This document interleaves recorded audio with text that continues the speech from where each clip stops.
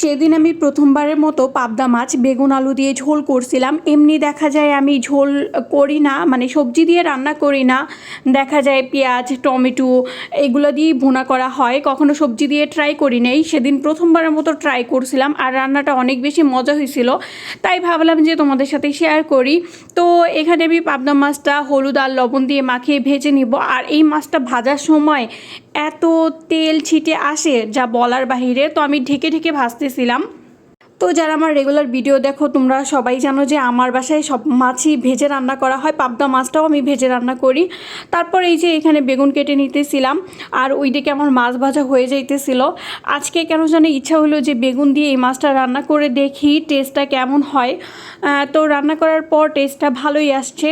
তো এখানে আমি সবজিগুলো কেটে নিয়েছি, এখানে আমি বেগুন আর আলু দিব, তেমন কিছু দিব না। তো এই যে সবজি কাটা হয়ে যাইতেছে, মাছটা যেহেতু আমি আস্ত রাখছি তার জন্য সবজিগুলো একটু বড় বড় পিস করে নিতেছিলাম, মানে আলু বেগুনগুলা একটু বড় সাইজের পিস করে নিতেছিলাম যেন দেখতে আর কি ভালো লাগে। তো এদিকে মাছটা আমার ভাজা হয়ে গেছে। আর আমি সব সময় মাছ ভাজার সময় তেলের পরিমাণটা একটু বেশি দিই, সেম তেলে আমি দেখা যায় বাকি রান্নাটা শেষ করি।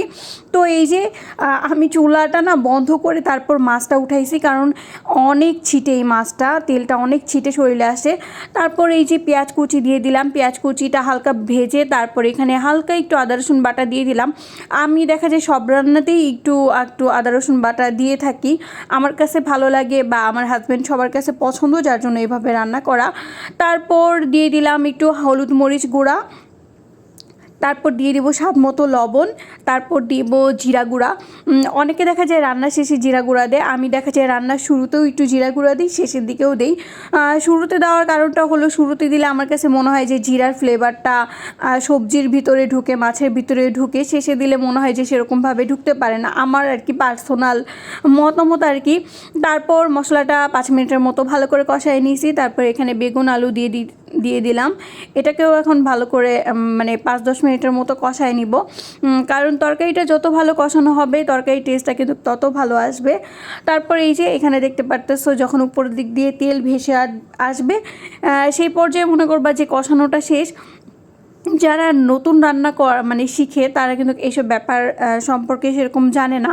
আমি যখন নতুন রান্না করতাম তখন আমি এইসব কিছু জানতাম না, আমিও আস্তে আস্তে শিখছি সবার ভিডিও দেখে, ইউটিউব ভিডিও দেখে, সবার কাছ থেকে মোটামুটি ধারণা নিয়ে শিখছে। এখন আলহামদুলিল্লাহ কম বেশি সব রান্নাই পারি।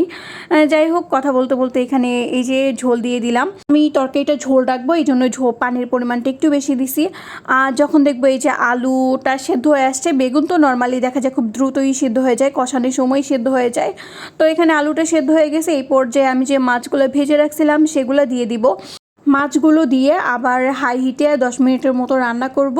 তো এই যে সবগুলো মাছ দিয়ে দিছি, উপর থেকে এখন ধনেপাতা কুচিও দিব।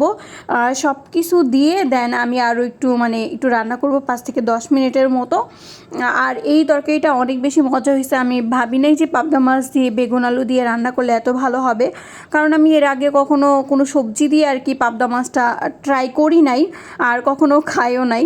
তো আমি নিজে থেকেই রেসিপিটা রান্না করছিলাম, আর আলহামদুলিল্লাহ রান্নাটা অনেক বেশি মজা হয়েছে। নেক্সট টাইমও আবার এরকম বেগুন আলু দিয়ে ট্রাই করব। আর সেদিন লাঞ্চে ছিল পুঁই শাক ভাজি আর পাবদা মাছ দিয়ে বেগুন আলুর ঝোল।